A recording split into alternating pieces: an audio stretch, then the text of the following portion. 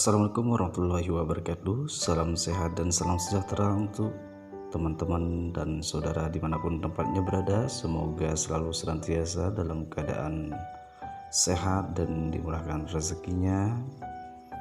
Dan untuk di bulan puasa Ramadan, semoga ibu bapak dan teman-teman saudara tetap dalam keadaan kuat dan beriman. Amin ya robbal alamin.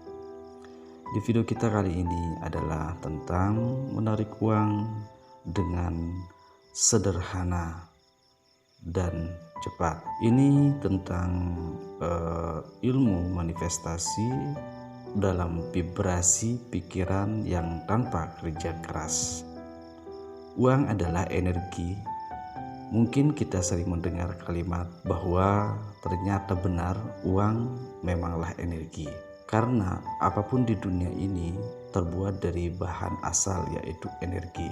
Bagaimana dengan pikiran satu sama lainnya? Pikiran yang memperkuat dapat untuk mempengaruhi energi lainnya agar membentuk realitas fisik sebagaimana yang pernah kita pelajari di bangku sekolah, khususnya di pelajaran IPA, bahwa energi tidak dapat dimusnahkan, hanya dapat berubah bentuk dan segala sesuatu diciptakan dari energi.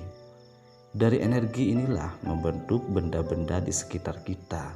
Dengan kata lain, apabila suatu benda dihancurkan sampai ke tingkat yang paling kecil, yaitu subtum kum, maka ia kembali menjadi energi murni yang tidak berbentuk apapun. Selain bentuk energi itu sendiri, sebuah alat yang mampu secara otomatis menghancurkan gelombang getaran energi ke alam semesta, menghancurkan gelombang getaran energi ke alam semesta, yaitu pikiran-pikiran adalah alat super canggih ciptaan Tuhan yang didesain untuk secara otomatis memancarkan gelombang energi. Akan kita pelajari lebih jauh tentang pikiran dan bagaimana penggunaannya dalam kehidupan sehari-hari. Maka teman-teman simak terus di video inspirasi Safwan Tawakal, akan kita bahas sampai tuntas hingga Anda paham dan dapat menggunakan pikiran dengan benar. Tahukah Anda bahwa pikiran energi ke semesta sama halnya dengan pemancar radio atau televisi yang membawa pesan ke penangkap gelombangnya untuk disiarkan kembali. Begitu pula pikiran-pikiran kita. Setiap saat, setiap detiknya tanpa kita sadari, kita selalu memancarkan gelombang energi ke semesta melalui rasa yang ada di hati kita. Rasa di hati adalah bagian dari pikiran yang berada di bawah sadar, atau yang sering kita kenal dengan pikiran bawah sadar. Pikiran bawah sadar isinya memuat memori jangka panjang, sistem prinsip-prinsip hidup, keyakinan diri yang semuanya dapat kita rasakan menjadi emosi atau mood. Emosi inilah yang hakikinya berupa energi yang terpancar ke semesta. Dan energi yang terpancar inilah disebut vibrasi atau getaran, alias getaran energi atau gelombang energi yang merambat ke semesta, sama halnya dengan vibrasi gelombang televisi yang merambat di udara dan membawa pesan berupa gambar dan suara.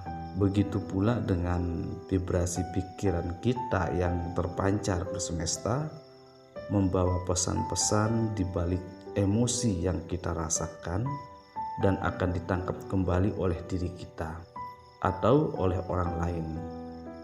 Diri kita sebagai manusia pada dasarnya adalah pemancar gelombang energi ke semesta, sekaligus sebagai penerima pancaran gelombang energi. Kita adalah pengirim vibrasi sekaligus penerima vibrasi. Itulah kenapa kita sering merasakan sesuatu, misalnya kita sedang berada di dekat orang asing yang mencurigakan. Tiba-tiba perasaan kita tidak enak. Atau contoh lagi ya, ada seseorang ibu yang kepikiran anaknya yang pergi jauh, tidak pernah pulang, tiba-tiba mendengar kabar anaknya meninggal dunia, dan lain sebagainya. Hal ini dikarenakan kita sedang menangkap getaran energi yang dipancarkan oleh orang lain. Inilah juga yang sebenarnya menjadi basis ilmu telepati, yaitu mengirim dan menerima pesan secara emosional kepada orang lain dari jarak jauh. Kuncinya di rasa kita, apa yang kita pikirkan, dan barengi dengan rasa, maka otomatis terpancar kuat ke semesta. Semakin kuat rasanya, maka semakin cepat terkirim ke semesta. Ini juga yang mendasari ilmu Law of Attraction atau hukum tarik menarik. Apa yang kita pikirkan dan rasakan menjadi nyata atau tertarik ke dalam kehidupan kita. Itu artinya kita sedang memancarkan gelombang energi ke semesta dan bersinggungan dengan lautan energi. Maka semesta akan menghadirkan kembali kepikiran dan perasaan kita menjadi realitas.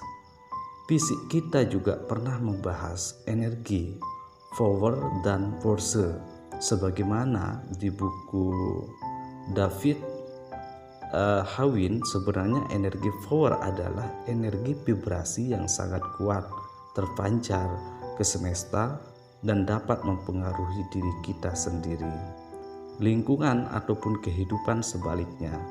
Energi force adalah energi lemah yang sifatnya buruk terhadap diri kita, lingkungan, dan kehidupan. Energi power adalah energi yang dapat menarik segala macam kejadian, baik keberuntungan, kekuatan, keberlimpahan, kesuksesan, dan kekayaan. Sebaliknya, energi power justru dapat menarik kesialan, kerugian, kesengsaraan, kegagalan, dan kemiskinan seseorang yang dominan di level energi power. Pasti kehidupannya baik, adanya penuh kebaikan, kemakmuran, keberuntungan, kesuksesan, dan keberlimpahan, termasuk pula kekayaan. Kebalikannya, bila dominan energi force, maka kehidupannya berantakan, sial, kecewa, menarik hal-hal yang tidak baik, dan lain sebagainya. Lantas bagaimana caranya agar kita dominan di energi power atau lebih sering memancarkan gelombang getaran energi yang kuat ke semesta? Kuncinya adalah pikiran kita. Pikiran kita adalah sumbernya. Pikiran kita mempengaruhi rasa. Kita bagaimana menggunakan pikiran, disitulah kuncinya dari apa yang kita rasakan dan apa yang terpancar ke semesta, serta apa yang termanifestasi ke dalam hidup kita. Lantas apa kaitan semua ini dengan manifestasi uang? Oke, tadi kita sudah memahami bahwa uang adalah energi.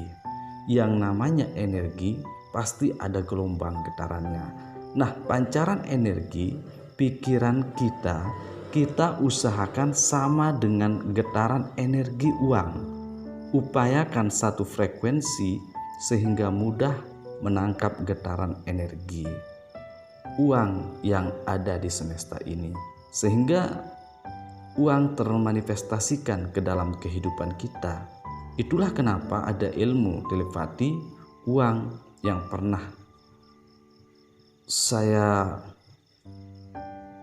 bagikan beberapa minggu yang lalu. Silahkan teman-teman cari videonya di channel ini, yakni Safwan Tawakal. Berapa banyak uang yang kita miliki saat ini itu tergantung dari beberapa banyak energi pikiran kita yang menyatu atau berbanding lurus dengan energi uang. Itulah sebabnya kenapa orang-orang sukses dia mudah banget mendapatkan uang, sedangkan orang miskin kebalikannya, mereka sangat kesulitan mendapatkan uang. Itulah kenapa ada orang yang mudah banget bangkit dari keterpurukan menjadi sukses kembali dan kaya raya. Hal ini disebabkan energi pikirannya itu selalu selaras dengan energi uang, sehingga itulah yang memudahkannya untuk sukses kembali dan menjadi kaya. Dan bagaimana cara praktiknya agar mudah menarik uang? Ini dalam belief kita harus mencintai uang dan yakin sepenuh hati uang itu baik adanya, kekayaan itu sangat berguna bagi hidup kita ataupun bagi orang lain. Uang itu sumber kebahagiaan dan kebermanfaatannya. Sukses itu kaya raya. Sukses itu harus menjadi kaya. Ada orang bilang sukses tidak harus kaya. Itu salah. Sukses harus kaya. Nah, berpikirlah uang itu ada di mana-mana. Uang itu sebanyak oksigen di udara yang setiap saat kita bisa menghirupnya, dan berpikirlah bahwa uang itu selalu siap melayani hidup kita setiap saat. Berpikirlah bahwa diri kita adalah tuannya. Uang adalah budak-budak yang siap melayani kita setiap saat. Jadi, jadikan uang sebagai budak, jangan diri kita yang menjadi budaknya uang. Itu bahayanya. Kenapa?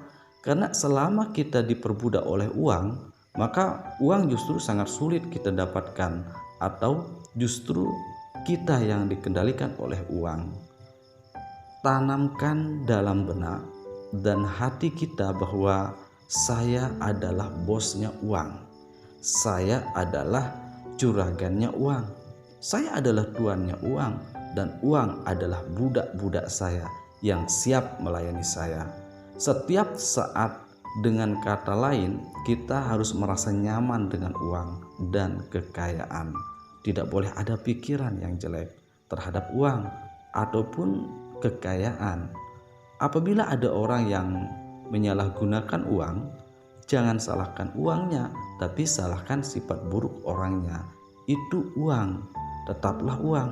Ya netral, ya tidak baik dan tidak buruk, tergantung bagaimana sikap kita. Membiasakan pola pikir seperti ini, maka energi pikiran kita akan selaras dengan energi uang, dan pada gilirannya nanti melalui hukum tarik-menarik, uang pasti mau mendekat kepada kita dengan mudah dan bahkan menetap lama dalam kehidupan kita. Tidak hanya itu, bila kita mengeluarkan uang untuk kebutuhan hidup misalnya, pasti ya kembali lebih banyak lagi dari sumber-sumber lain yang tidak terbatas. Pasti selalu ada jalan bagi uang untuk kembali ke pelukan kita. Kuncinya adalah kita harus bisa mengubah pola pikir negatif tentang uang menjadi lebih positif. Dan semoga ini video bermanfaat. Jangan lupa untuk teman-teman subscribe, like, komen di kolom komentar. Terima kasih. Wassalamualaikum warahmatullahi wabarakatuh.